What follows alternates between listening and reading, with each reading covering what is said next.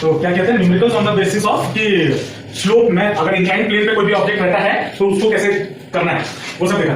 ठीक है, आज हम क्या करेंगे फ्रिक्शंस का एडवांटेजेस क्या करेंगे, ये तो थोड़ा बातचीत करेंगे, मैं ये सब दिखाऊंगा नहीं लेकिन बुक में है। ठीक है, तो आप खुद लिख लेना, उसके लिए जगह छोड़ देना, एडवांटेजेस ऑफ फ्रिक्शन और डिसएडवांटेजेस ऑफ फ्रिक्शन, और हम उसको कैसे यूज कर सकते हैं।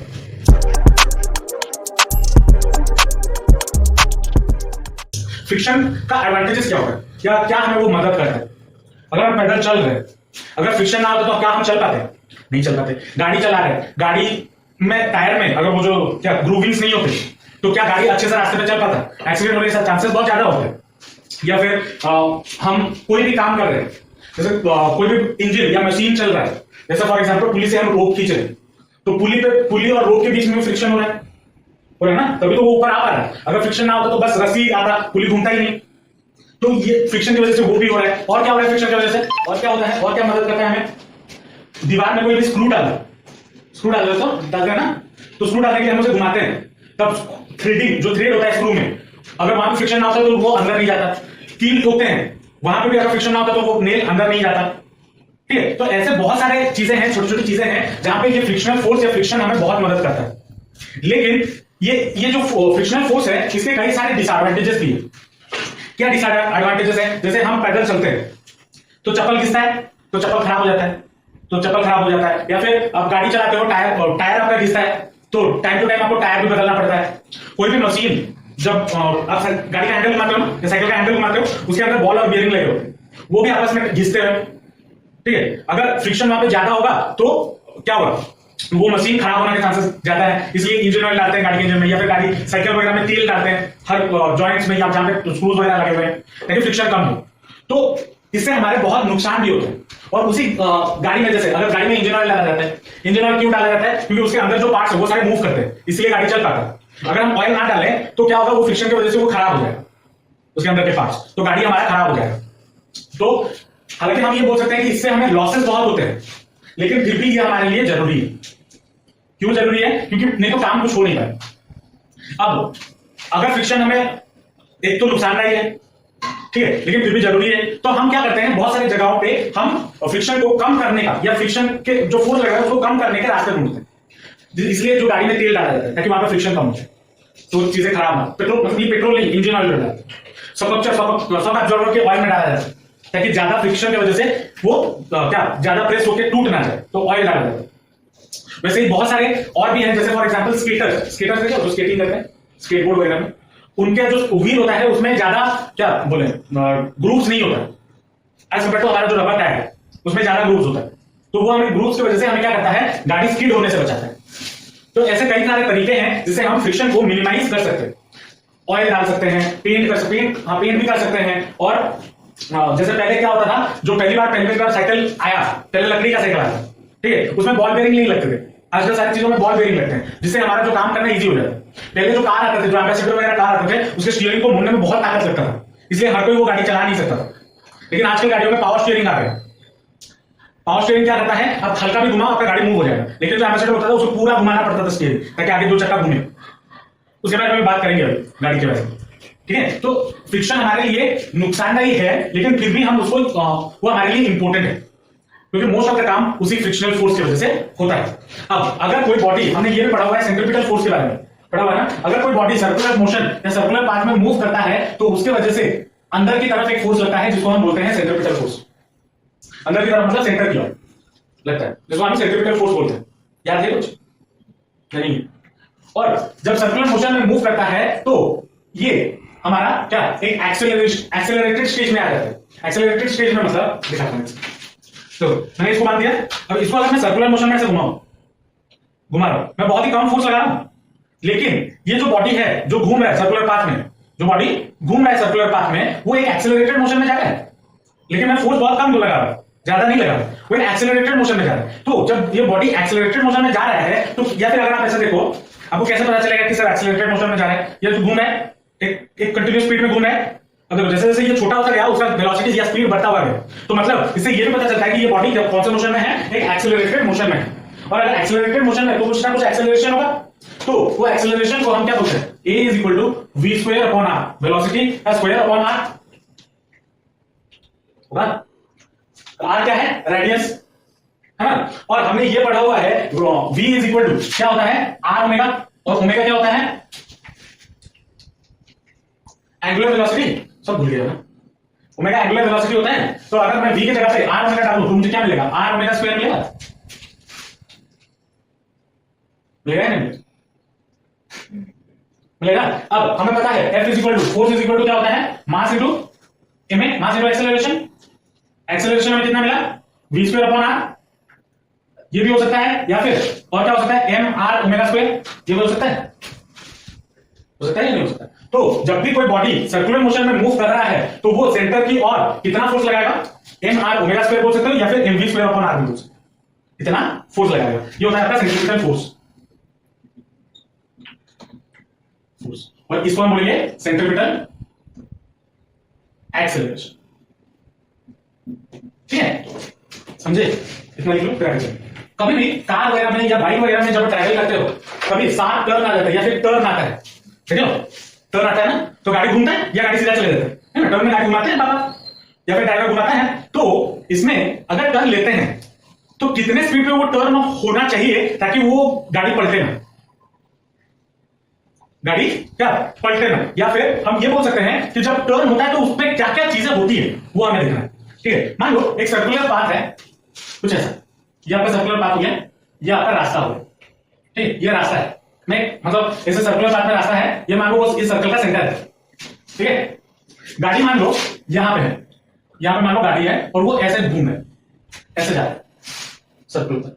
अब ये हम कहां से देख रहे हैं? टॉप व्यू से, मतलब गाड़ी अगर सर्कुलर पाथ में होता है और हम ऊपर से देख रहे होते हैं तो हमें कुछ ऐसा दिखता है। अब आ जाते हैं थोड़ा फ्रंट व्यू में। फ्रंट व्यू मतलब जब हम सामने से देखेंगे, सामने से अगर देखना चाहें तो कैसा होगा? गाड़ी कहीं ऐसा होगा, हमें कुछ ऐसा दिखेगा। हाँ सर,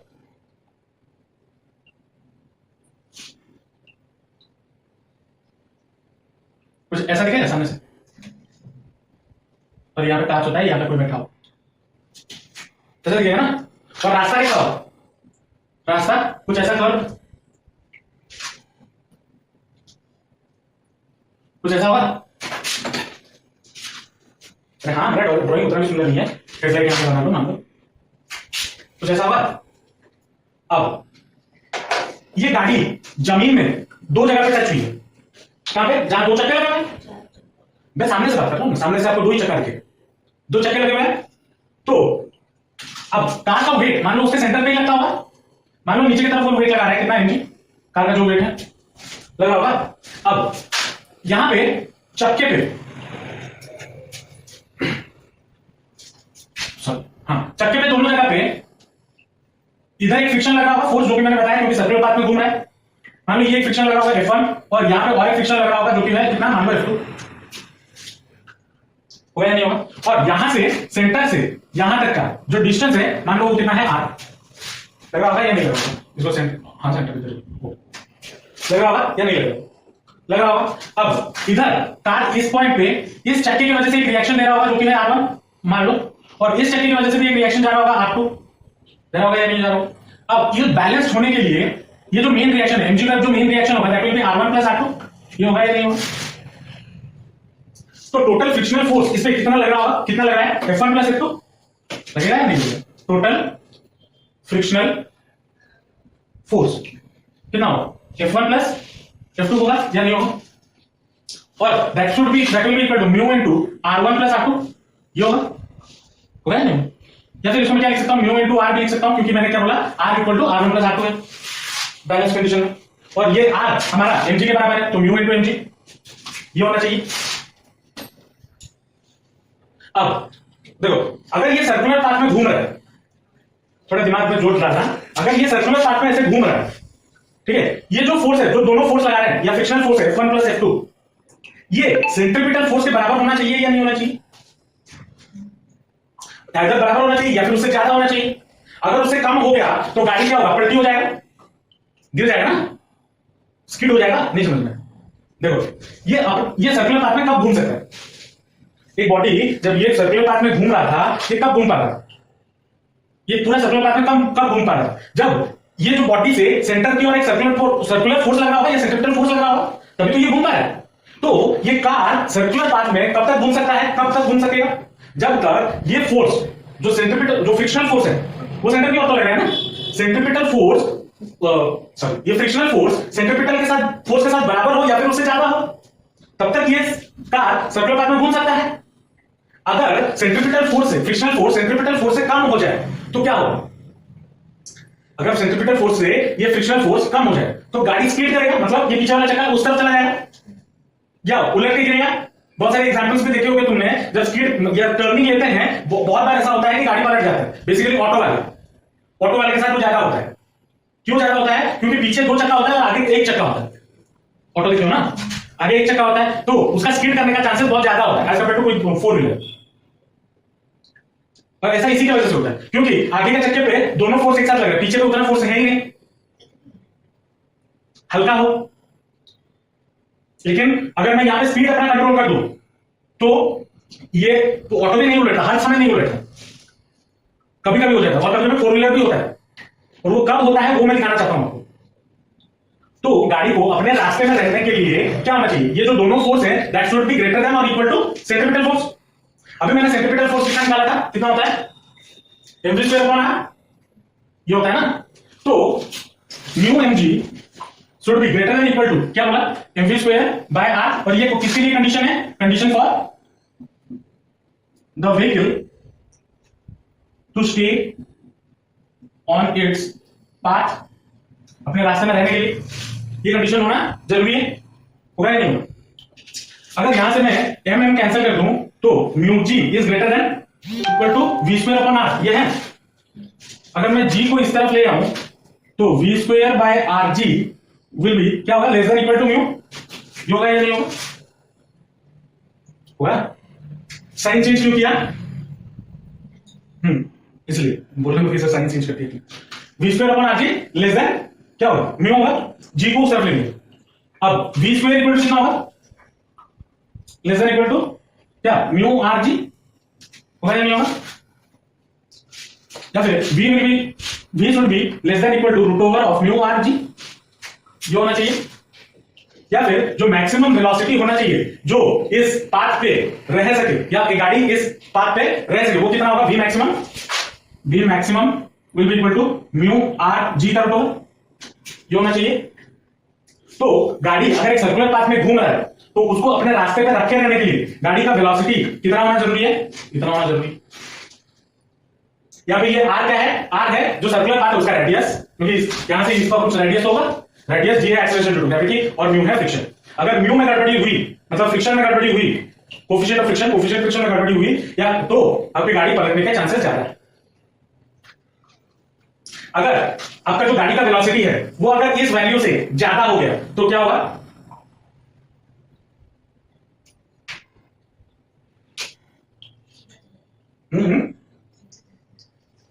अंदर गिर जाएगा,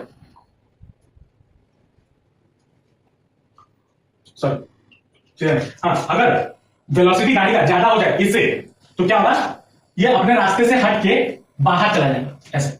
जैसे फॉर एग्जांपल अगर आप इसको घुमा रहे हो, ठीक है, और अगर यहां से रस्सी टूट जाए तो ये कहां जाता है, बाहर चिपक के चला जाता है, टेंजेंशियली मूव कर जाता है। वैसे ही अगर वेलोसिटी हमारा गाड़ी का इससे ज्यादा हो जाए तो ये कहां बाहर चला जाएगा, ऑफ रोड हो जाएगा।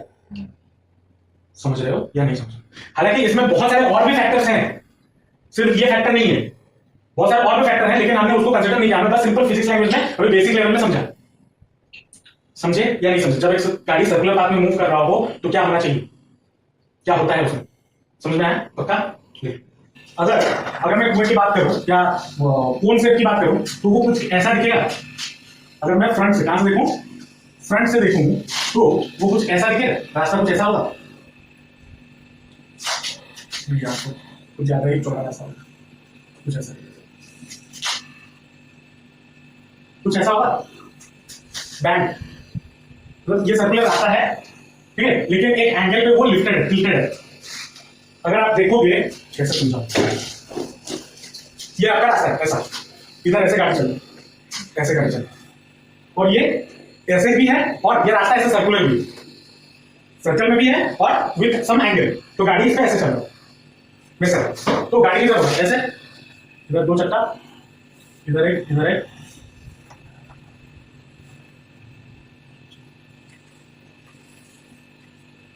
कुछ ऐसा, और गाड़ी ऐसे चल रहा होगा और यहाँ पे ये एंगल मान लो थीटा रहा है। अब इसका वेट कहाँ लगा होगा, कार का वेट यहाँ पे बीच से कहाँ लगा होगा, नीचे लगा होगा mg,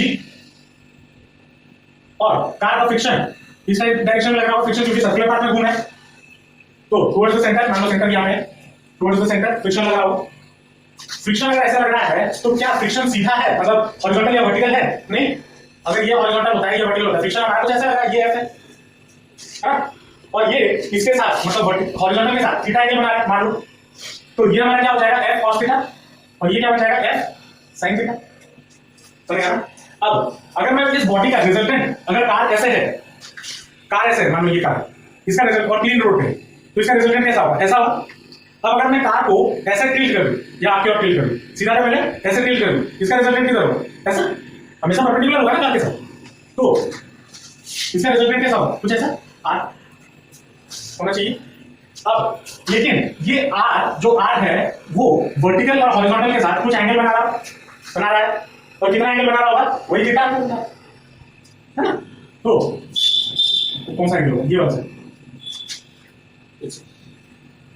ये वाला एंगल बना रहा है थीटा, तो ये क्या हो जाएगा r cos थीटा, और ये क्या हो जाएगा r sin थीटा, बनेगा या नहीं बनेगा? अब अगर मैं सारा हॉरिजॉन्टल और वर्टिकल फोर्सेस को इक्वेट कर दूं, पहले हॉरिजॉन्टल फोर्सेस पे आते हैं, ठीक है। हॉरिजॉन्टल फोर्सेस में क्या क्या है, r sin थीटा, और एक फ्रिक्शनल फोर्स है हॉरिजॉन्टल में, ये क्या है, f cos थीटा, तो r sin theta plus f cos theta, अच्छा प्लस होगा या माइनस होगा, दोनों का डायरेक्शन सेम है ना, तो प्लस होगा, तो r sin theta plus f cos theta will be equal to क्या होना चाहिए, सेंटर की ओर जो फोर्स लग रहा है, मतलब सेंट्रीपिटल फोर्स क्या है, mv स्क्वायर अपॉन r, ये होगा, ये हमारा हॉरिजॉन्टल फोर्स हो गया। अब आता है वर्टिकल पे, वर्टिकल में क्या क्या लग रहा है, r cos theta equal to mg, एक तो ये लग रहा है, और एक ये फ्रिक्शनल का ये कंपोनेंट sin थीटा वाला, तो r cos theta will be equal to mg plus f sin theta, ये दोनों फोर्स लग रहा है।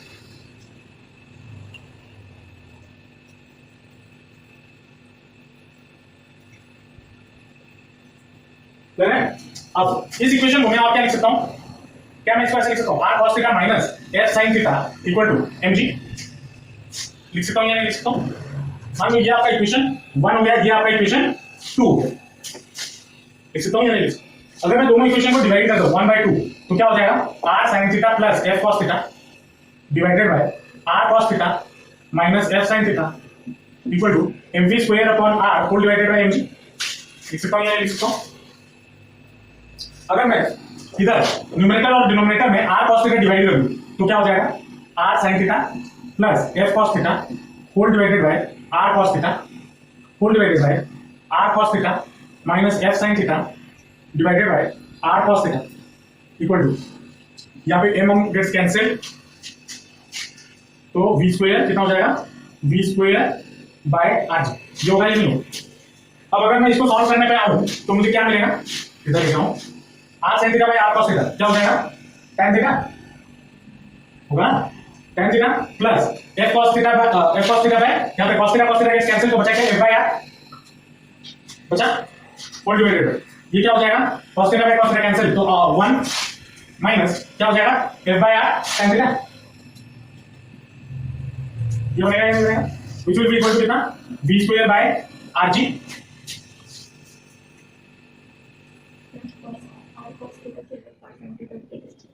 क्यों लिखे बता, f बाय r क्या होता है, म्यू होता है, तो ये क्या हो जाएगा, अगर मैं साइन लेता तो क्या मिलता मुझे, r यहाँ पे 1 plus f by f cos by sine cot, वही सेम चीज होता है, मैं टाइम से फॉर्म में लिख रहा हूं, ज्यादा कुछ नहीं है, मुझे सॉल्व करना है, तो ये क्या बन जाएगा, tan theta plus mu whole divided by 1 minus mu tan theta equal to v square by rg, ये चीज मिलेगा या नहीं मिलेगा? तो यहां से अगर मैं v निकालना चाहूं तो मुझे कितना मिल जाएगा, v will be equal to root over of rg into tan theta plus mu by 1 minus mu tan theta, ये होगा या नहीं होगा?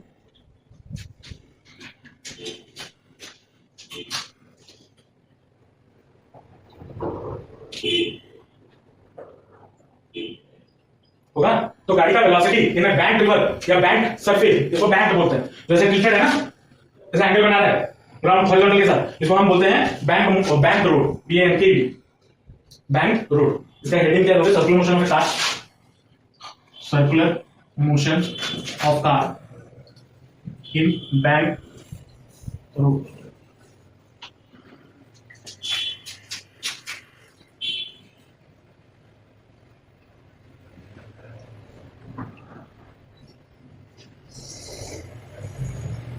तो ऐसे कंडीशन में हमें मैक्सिमम कितना वेलोसिटी होना चाहिए कि वो गिरेगा नहीं? मैक्सिमम वेलोसिटी के लिए अगर यहां पे देखो फ्रिक्शन जीरो हो जाए, अगर फ्रिक्शन जीरो हो जाए, फ्रिक्शन जीरो कब होगा? न्यू जब जीरो हो जाएगा, होगा ना? तो अगर फ्रिक्शन जीरो हो जाए तो वेलोसिटी मेरा कितना हो जाएगा? RG tan थीटा का रूट होगा, ये होगा। तो बाकी सब जीरो हो गया, ये भी जीरो, ये भी जीरो हो जाएगा ना। तो यहां पे क्या लिखोगे? ये लिखने से पहले लिखना safe limit for maximum speed, safe limit for maximum speed.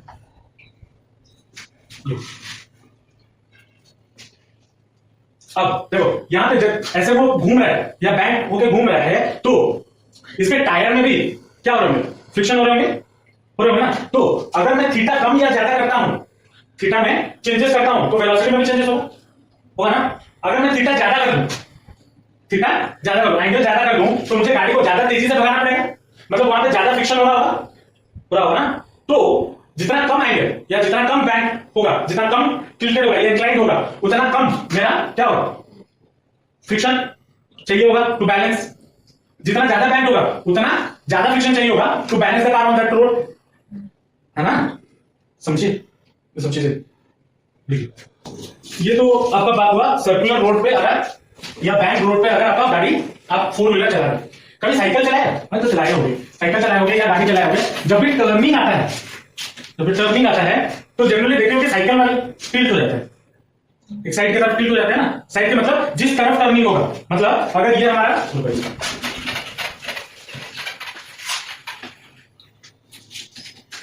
अगर मान लो ये हमारा सर्कुलर पाथ है और अगर यहां पे कोई साइकिल चला रहा होगा वो इस डायरेक्शन में बेंड होगा, मतलब अगर टर्निंग मुझे ऐसे लेना है टुवर्ड्स द लेफ्ट तो मैं लेफ्ट की ओर टिल्ट होकर टर्निंग लेता हूं। अगर लेफ्ट जाना है मैं राइट की ओर टर्निंग लूं, अगर नाला होगा सामने राइट में, नाले में लूंगा, ठीक है। तो जिस तरफ टर्निंग होता है उस तरफ हम टिल्ट हो जाते हैं, या हमारा बॉडी या साइकिल पूरा टिल्ट हो जाता है। ऐसा क्यों? क्यों हम करते हैं? या जो साइकिल वाले होते हैं वो क्यों टिल्ट करते हैं?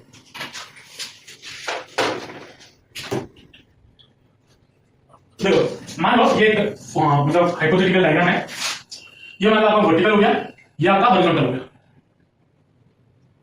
और यहां पे मान लो साइकिल वाला है, ये हो गया साइकिल का टायर, थोड़ा चौड़ा कर दो, कितना काफी है, और इधर से वो निकला है, फिर ये, फिर इधर हैंडल, और इधर साइकिलिस्ट का चेहरा, और वो इस हैंडल को इधर हाथों से पकड़ा हुआ है, ठीक है। तो पीछे बैठा हुआ है वो दिख रहेगा, ठीक है। तो साइकिल ऐसा है, ठीक है।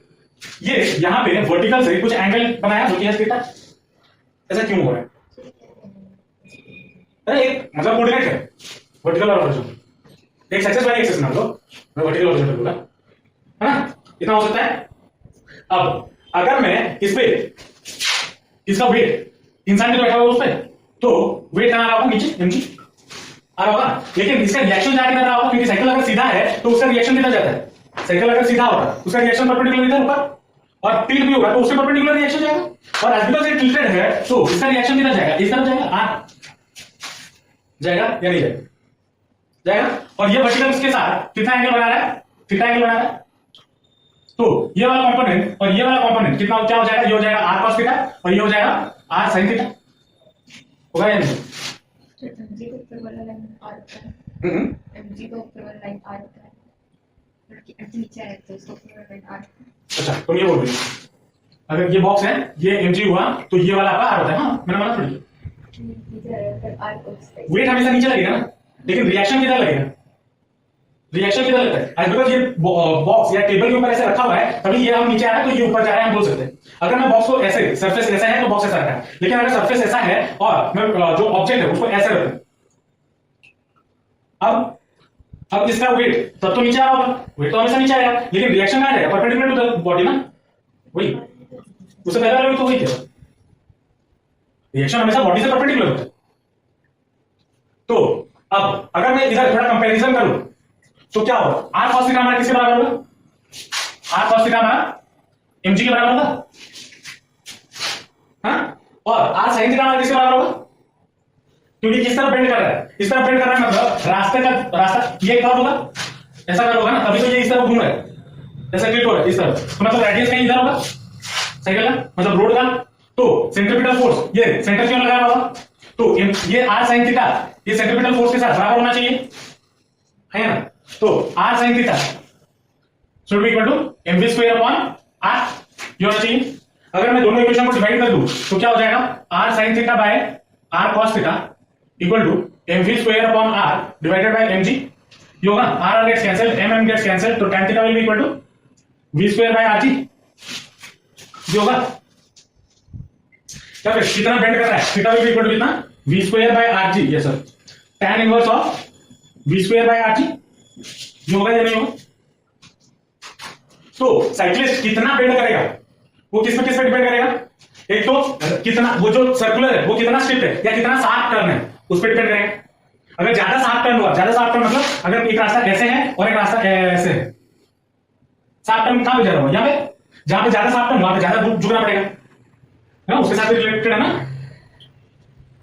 अगर ज्यादा शार्प टर्न मतलब रेडियस हमारा कितना होगा, ज्यादा होगा, सॉरी रेडियस हमारा कम होगा, क्योंकि यहां पे सर्कल ऐसे ही तो बनेगा, रेडियस कम होगा, तो रेडियस कम होगा तो थीटा ज्यादा होगा, क्योंकि इनवर्सली प्रोपोर्शनल है, और अगर ज्यादा टर्न है तो उसे कम झुकना पड़ेगा, है ना। और किसके साथ डिपेंड करता है, वेलोसिटी, अगर गाड़ी का वेलोसिटी या साइकिल का वेलोसिटी ज्यादा है तो ज्यादा झुकना पड़ेगा, और अगर कम है तो कम झुकना पड़ेगा। और ये आप कहां पे देख सकते हो, जो बाइक रेसिंग होता है, बाइक रेसिंग देखा, बाइक रेसिंग वो जब चलाते हैं ना तो ऐसे पूरा घूम जाता है, घुटाना लगता है जमीन पे रास्ते पे, अगर देखे होगे कभी रेसिंग में, क्यों, क्योंकि उनका वेलोसिटी ज्यादा होता है और उसको मेंटेन करने, उसको बैलेंस करने के लिए उन्हें ज्यादा झुकना पड़ता है, तो इसी की वजह से होता है, बेसिक फिजिक्स है, समझे या नहीं समझे। तो झुकने के लिए अगर जो झुक रहा है, साइकिल वाला झुक रहा है, तो किस किस चीजों पर डिपेंड करता है, पहला कि जो रेडियस ऑफ पाथ है वो कितना है, रेडियस ऑफ पाथ मतलब अगर ये रास्ता होगा तो ये रेडियस अगर ज्यादा है तो कम झुकना पड़ेगा, और अगर कम है तो ज्यादा झुकना पड़ेगा, और गाड़ी का वेलोसिटी पे भी डिपेंड करता है, समझे। मुझे पता है दिमाग में स्टोर होने में थोड़ा टाइम लगेगा, यहां पे मैं पढ़ाया हूं, घर जाना बुक खोलना एक बार देख लेना तो समझ आ जाएगा, अगर नहीं समझ आया तो नेक्स्ट क्लास में पूछ, है बहुत सिंपल चीज, ज्यादा कुछ किया नहीं मैंने, बहुत ही सिंपल चीज है, ठीक है, समझ में आया, पक्का लिख लो। नेक्स्ट क्लास हम इसके रिलेटेड जो भी हम पढ़ेगा, नेक्स्ट क्लास हम इसके रिलेटेड न्यूमेरिकल्स करेंगे, ठीक है, चलो आज के लिए इतना रखते हैं, नेक्स्ट क्लास बाय।